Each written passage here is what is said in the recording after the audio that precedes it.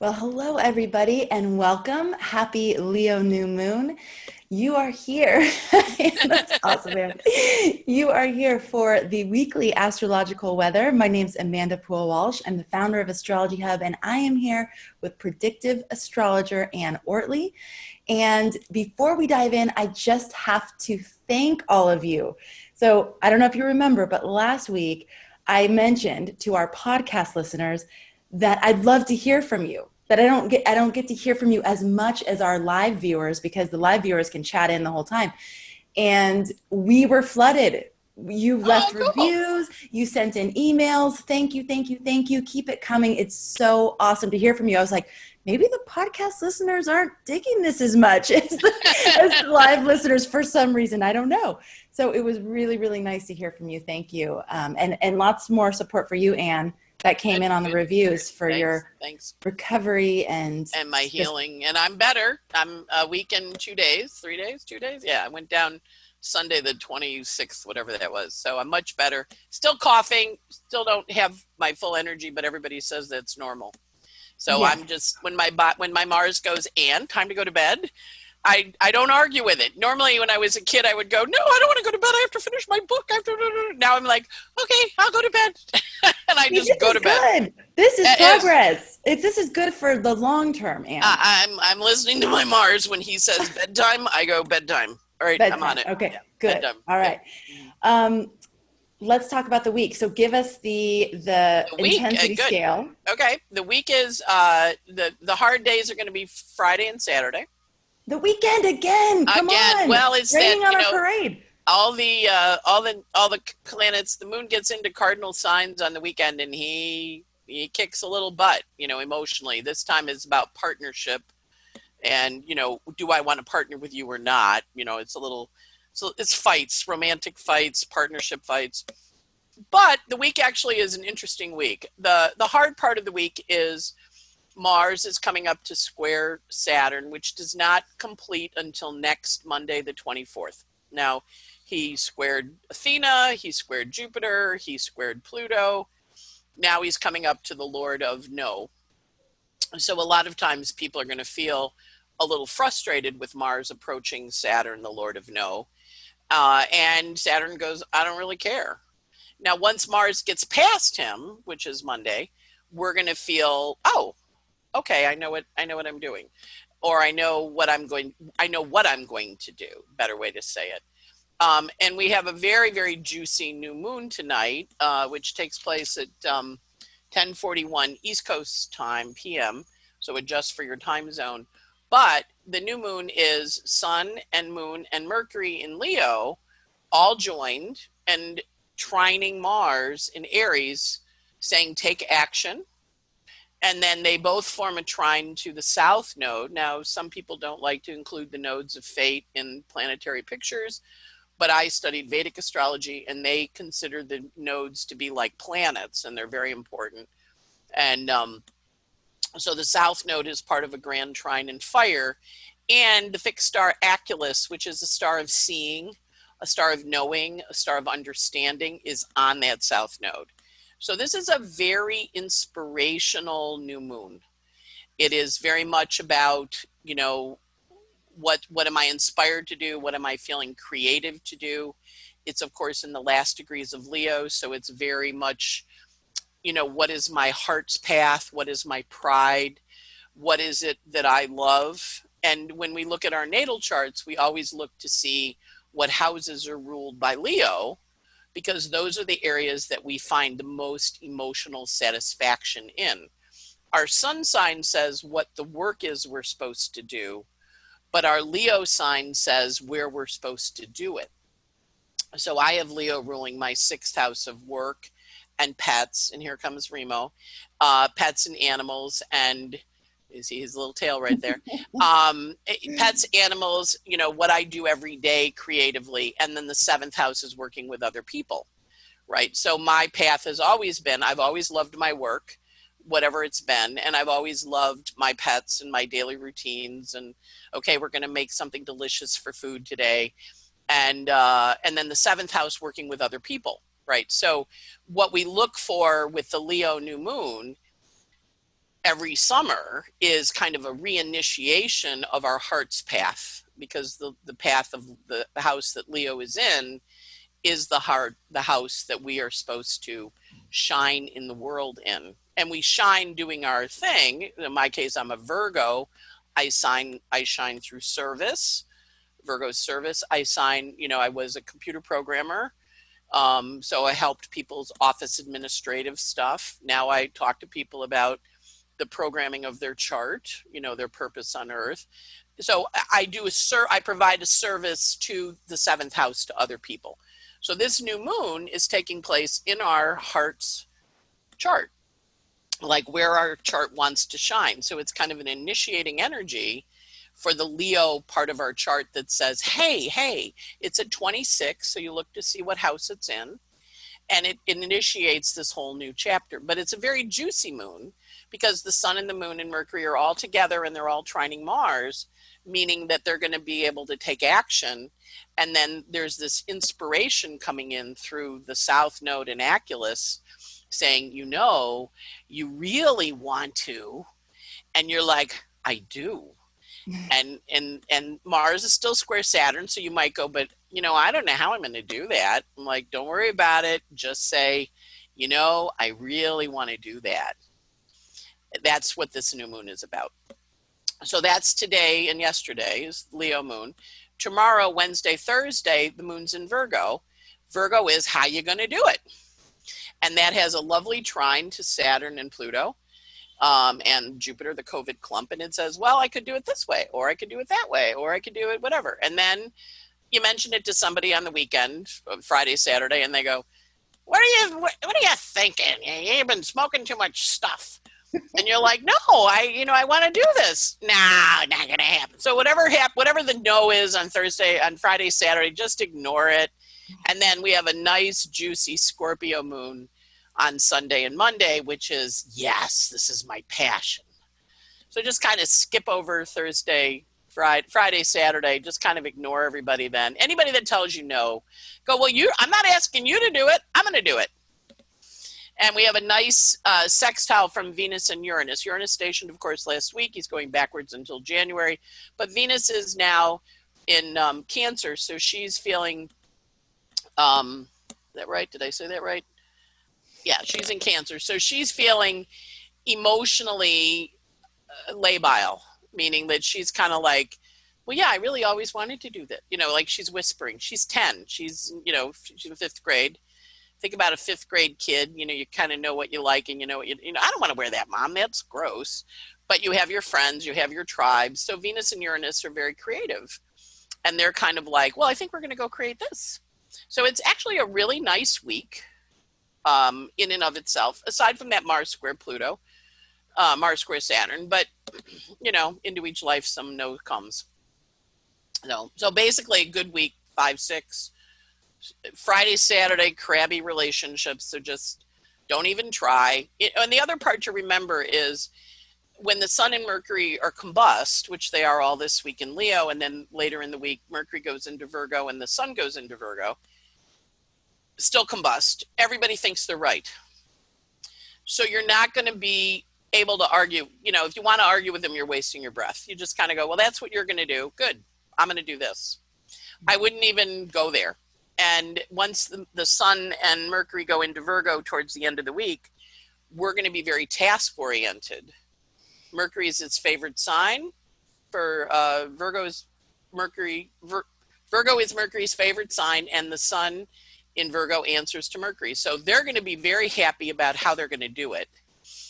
And just don't tell people, just go do it. Just kind of go, well, I'm just going to go do it.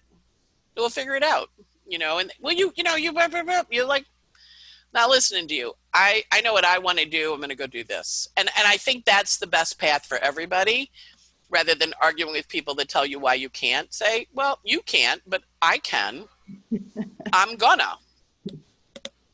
And that's the way to use that Mars too. Is like, I'm going to go my own way, and you can catch up with me if you want. Or not. Right. Yes. Okay, so is that pretty much the picture for the week? That's the theme for the week, yeah. All right. So a couple questions. Yeah. And a statement, actually. I'll make my statement first. Make your statement, okay. Your strategy recommendations are so helpful. Like, I cannot tell you how many times it's like, okay, Anne said that it was going to be like this, and here was what we were supposed to do with it. So last week we talked about how there would be all the tension and, you know, lots of like combative kind of energy, right? And I remember specifically when we were talking about it, it's like, well, you can either stay over here and fight, or you can go over here and do something productive, like channel that energy into something that you want to create, like your vision. And so I had that experience where it was like, okay, I'm in this, like this period that feels like you need this, I need this. They're not meeting at all. Like, I can't even see how to make this resolve within this situation that's happening.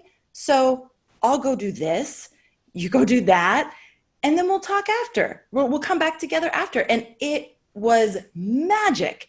And because it allowed me to step away from the thing, you know, and if you're listening on the podcast, I'm doing this like the fists together, like the thing, you know, and go into a place that felt inspiring and creative for me, which changed my entire energy, which means when I came back to the situation, I was a different person and it was no longer the thing.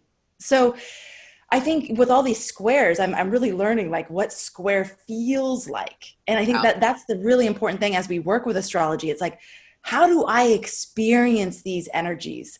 And these songs that are playing, the music of the spheres, how does it feel in my life, in my body, in my relationships, in my experience? And then you won't forget it. It's like, oh, it's a square. Oh, I know how that feels. Oh, and I remember, instead of like trying to resolve it in that moment, it might be better to just go do something else for a while and come back later. Mm-hmm. So, okay, that was my statement. Totally. Well, and it you know, we get a lot of times astrology gets, oh my God, I'm having Saturn square my moon, or I'm having Mars square. And I'm like, well, that's how you get action. You know, right. They have a bad rap, you know, but a 90-degree angle is how you get up off the couch. You know, you get your butt off the couch. It's an action-oriented angle. It's an action-oriented, as opposed to an opposition where you're just headbutting. Squares are like, all right, I'm going to go this way. You know, it's a roadblock. You know, you don't have to stay on the highway and honk your horn. You can get off and go on the side roads. And when you do, you kind of go, I'm on the side roads. And then you get back on the highway once the traffic jam's over.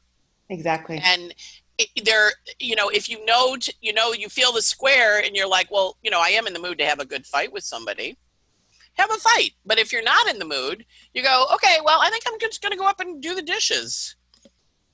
Bye.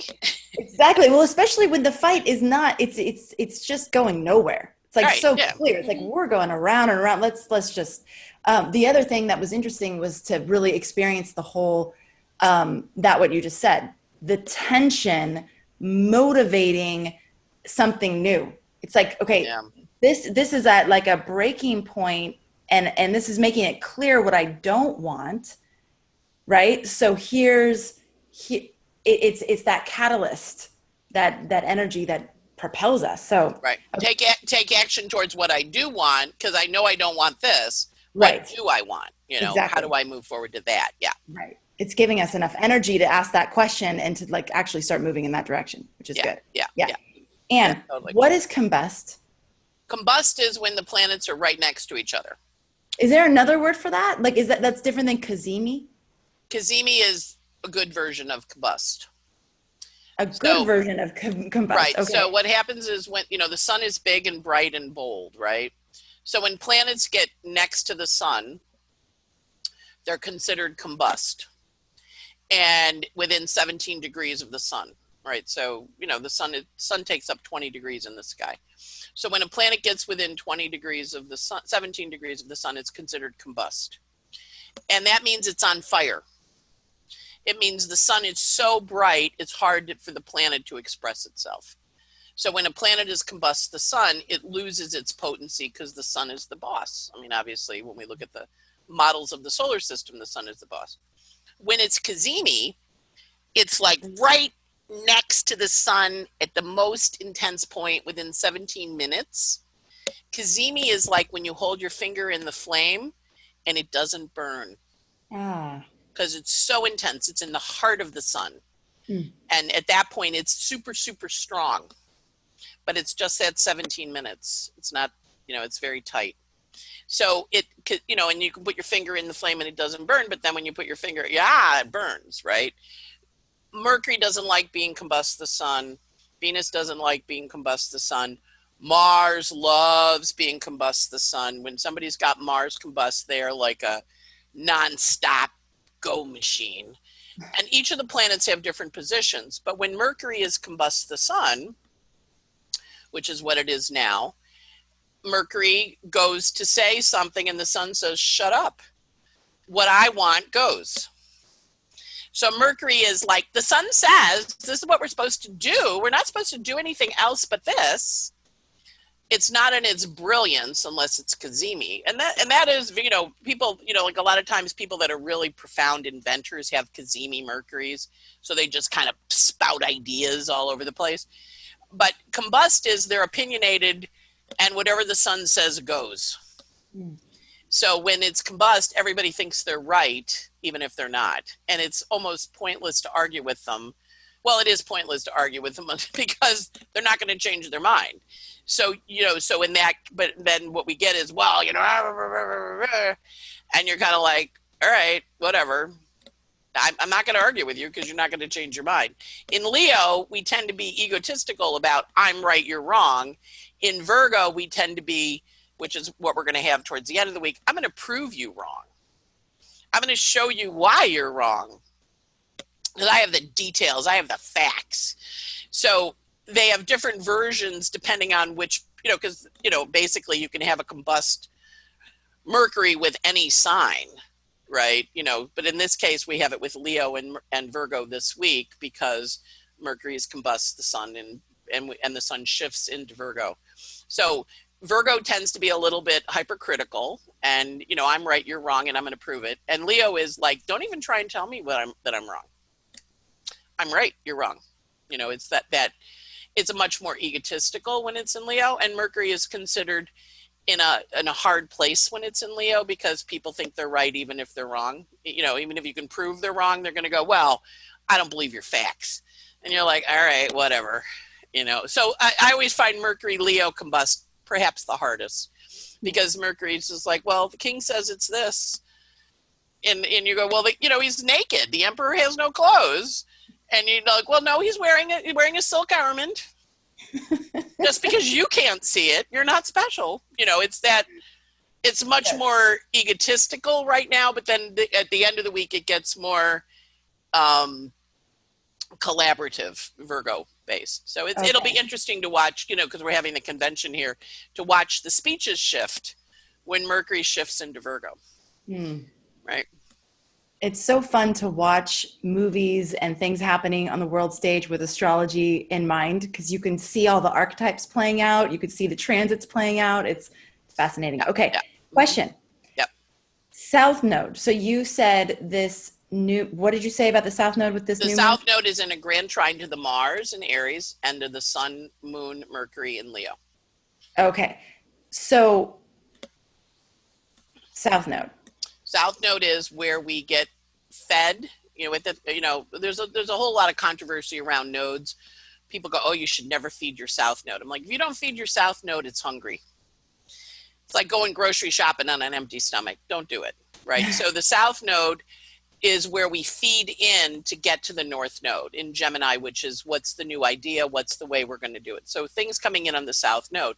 Now it happens to be on what we call the Galactic Center, which is a very highly psychic portal.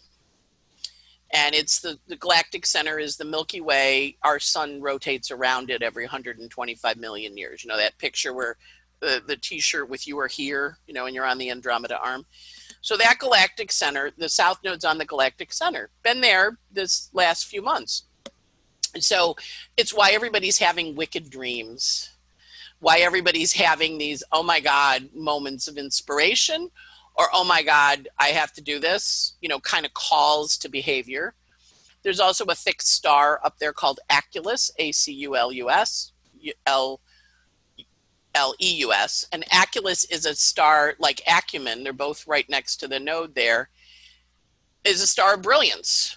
So it's a brilliant idea coming into the south node, feeding this creative energy and the ability to take action.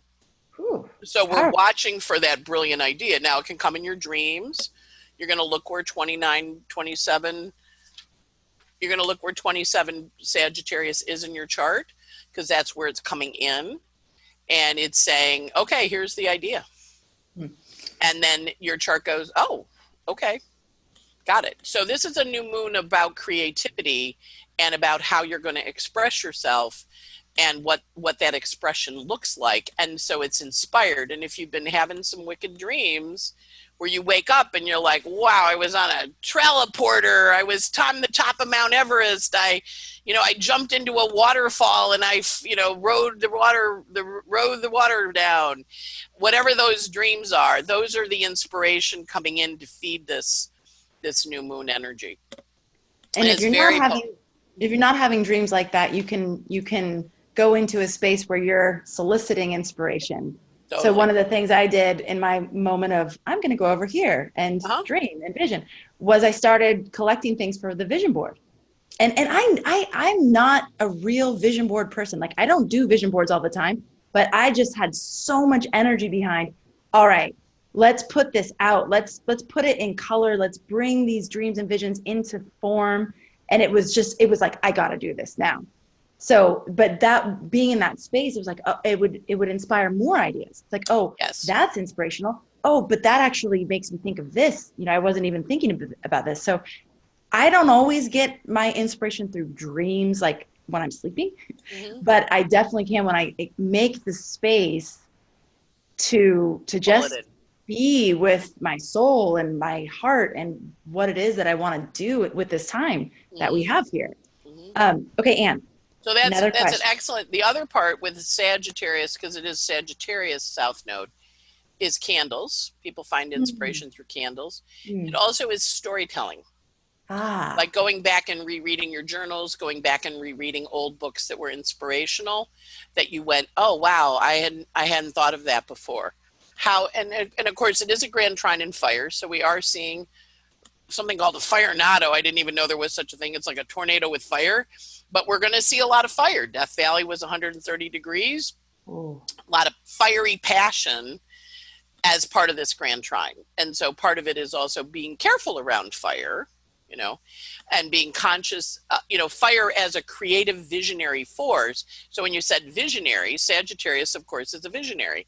It comes after Scorpio, the ending and the releasing energy of the fall frost, and then we have the lights of Christmas and the asking the sun to return, and that period of time between Thanksgiving and Christmas, which is all about abundance and lots of, and that's where that south node is, and that lots of, let's create, let's have a vision. And I love the idea of the vision board, because it's a storytelling technique where your chart's like, yeah, that image makes sense for me, or that idea makes sense. And it can be ideas too. Yes. And our little homeschool is, which basically right now is me and the girls, we're doing vision boards together. So we have our individual vision boards and then a family vision board that we're also building. For all of you parents out there, it's an amazing thing to do with your children, because it gives you insight into their soul and the thing that they're dreaming about. And sometimes they might not have words for it, but when they're going through things and going, oh yes, that, and putting it on a board. And my daughter with the Gemini moon picks out so many words. She'll cut out words, and that her vision board is a lot of amazing words. Like, I look at it and go, wow, what an amazing human being. I love this person. And then Sophia is pictures and no words. She's got all the Sag, and it's just like a bunch of pictures, and it's awesome. But it's a great homeschool activity, and it's a great way to start teaching the children about astrology, because it's like, this is a new moon. The new moon's in Leo. Here's why this new moon is especially potent right now for creativity and visioning and dreams. It also helps you teach them something about metaphysics and energy, and taking something from the unseen and bringing it into this form and the power behind that. So lots of homeschool ideas right there. Okay, another question. You keep saying, look at what house Leo rules. What house Leo rules in your chart. If someone was sitting there going, I don't know, how do I find that? How would you instruct them to find it? Okay, so there's a little sign that looks like, I don't know if you can see it, looks like the tail of a lion, like a little Leo there, right? And so this outer wheel is going to say where it is. So that little number there is 14 Leo. And you can see here the sun and the moon are at 26 Leo. So they have a little lion's tail. So you find where the 26 is. The numbers go in order up to 30. So you look and see, and a lot of times it'll be 2 houses. So the reason I'm very hyped about this one being creative is it rules the 4th house of home and family and the 5th house of creativity. And of course it's Leo, which is the sign of creativity, right? The abundance of summer in the Northern Hemisphere. So you look and see where the little lion's tail is, and the house on the edges of the chart, the house before and the house after are where you're Leo, where you want to shine in the world. Sometimes it's in a house all by itself. It's kind of captured in the middle of a house. And then that house is where you want to shine. But most times it's 2 houses. Okay. And then you have your Virgo, your sun sign, which is how you're going to do it. Right. But the Leo is going to be where you do it. The Leo house is where you shine. Yeah. Okay. Gretchen's asking if there's a time frame for fruition of the vision board. Gretchen, I'm not sure if that means, is there a time frame in which to create it, or in which it's going to come to fruition? I'm not quite, I think you mean when to do it. We can answer both. Basically I would do it on the Leo moon, the Virgo moon. I would skip the Libra moon, Friday, Saturday, and then the Sunday moon in Scorpio, Monday in Scorpio. Okay, wait. Translate that. What days are you talking about? Today, Wednesday, Thursday. Skip Friday, Saturday, because those are crappy aspects. Sunday's good, Monday's good. To do the ritual. Yep. Yeah, so that's the ritual. So then we have the moon runs for a 30-day cycle.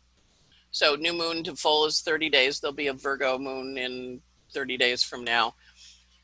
But also it runs a 2.5-year cycle. So stuff that you begin under this Leo moon, you'll see when we get to the Taurus time, when we get to May 18th, you'll see a test and opening of it.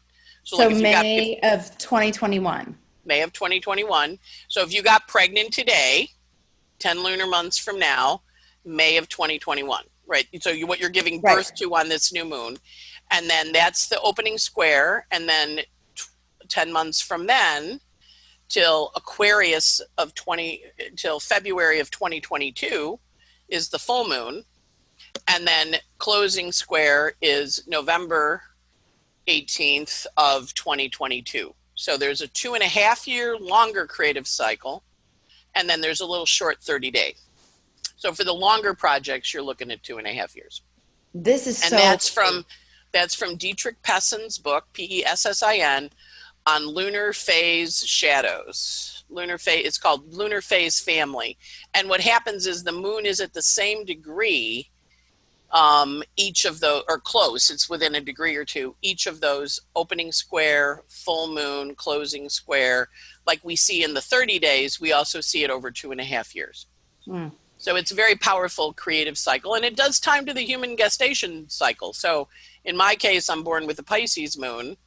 My mom and dad, almost a gibbous moon. My mom and dad, decided they would have a baby, and I came in on the first shot. So I know when I was conceived, and I was conceived on a Pisces moon. There were some cocktails involved, and here I am, right? So, everybody had a good time that Christmas. It was in December, right? So I showed up, and so it's tied to the human obviously we now have a lot of C-sections, so babies sometimes come out when the doctor says rather than when their moon says. But if you're left to your own devices, the moon you're conceived under is the moon you deliver on down the road. Yeah. So, and you came out, you were conceived in a good time, and you have continued creating good times for all of us. So thank you for that. Right. Okay. I'm a Pisces moon. It's always a party, or it always got the potential to be a party, right? Okay. So yes, Okay, so question, no, With good actually, food for the Virgo about sun.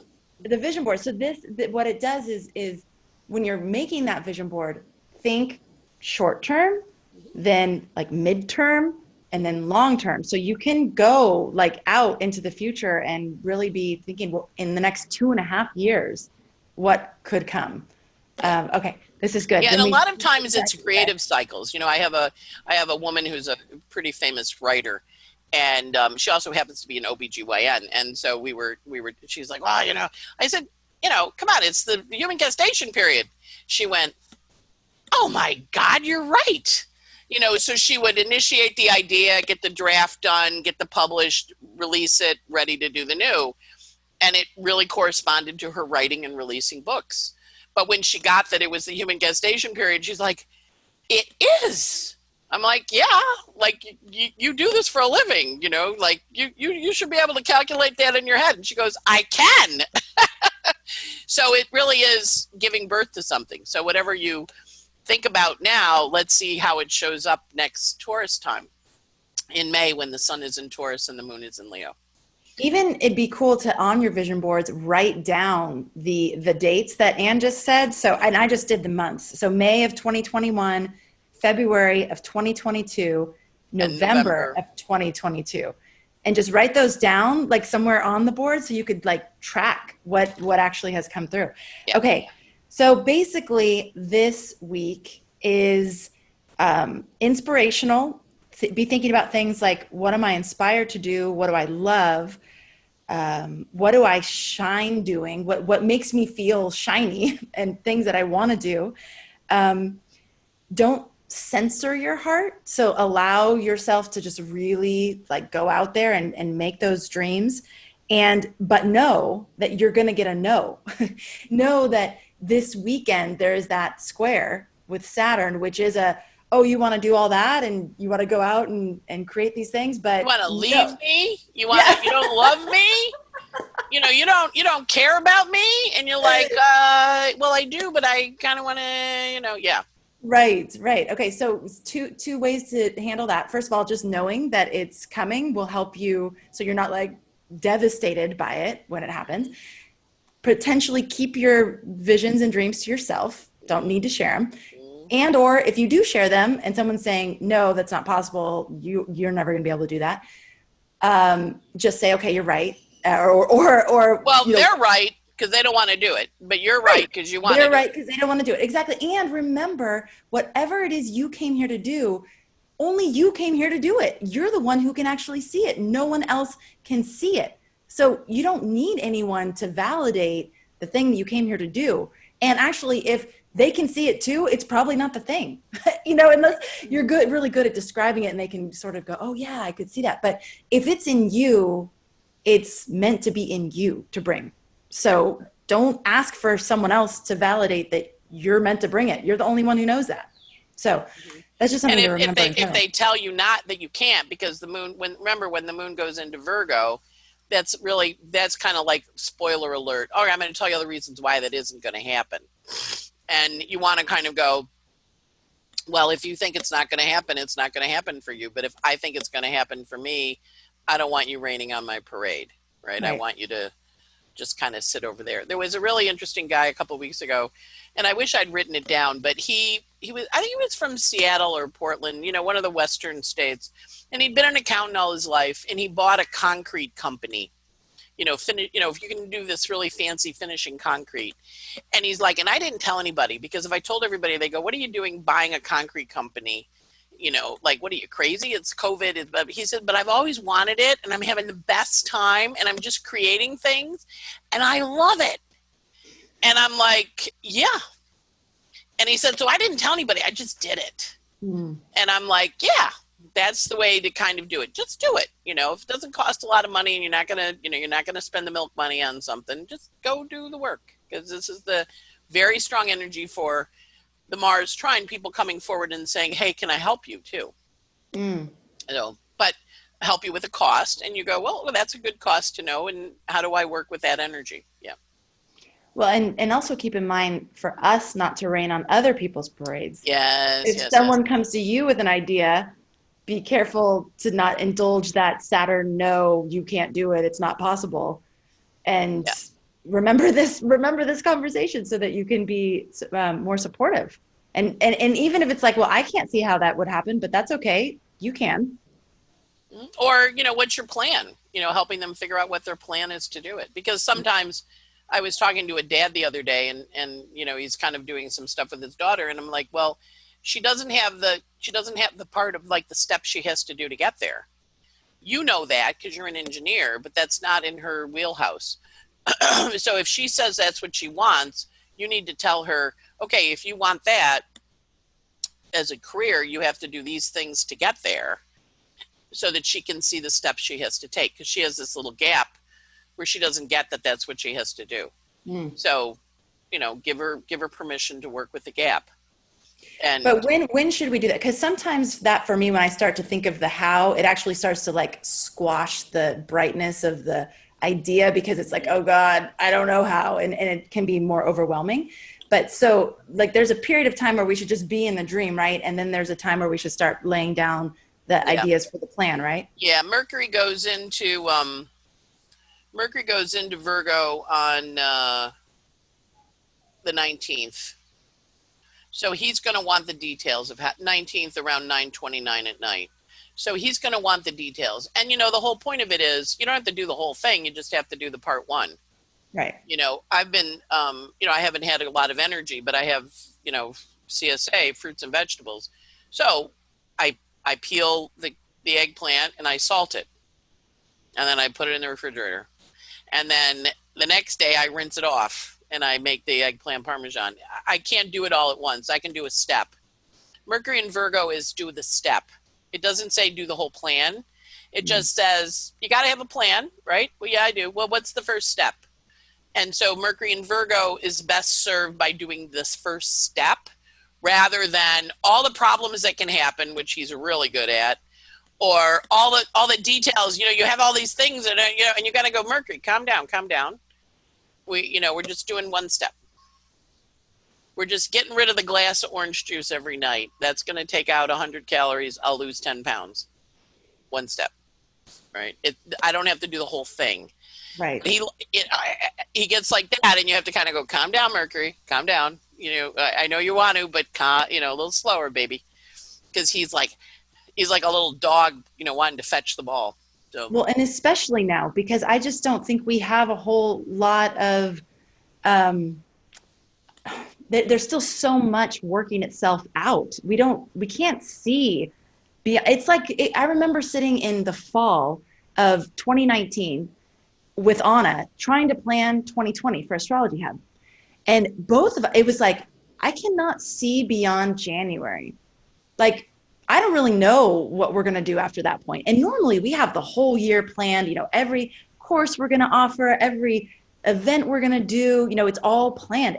And sitting there in the fall of 2019, it was like, wow. I mean, we could put some stuff down, but I don't have any confidence that this is actually what we're going to end up doing because it just looks like a blank canvas in some ways, but a blank canvas that I can't even paint on yet because I don't have the right tools.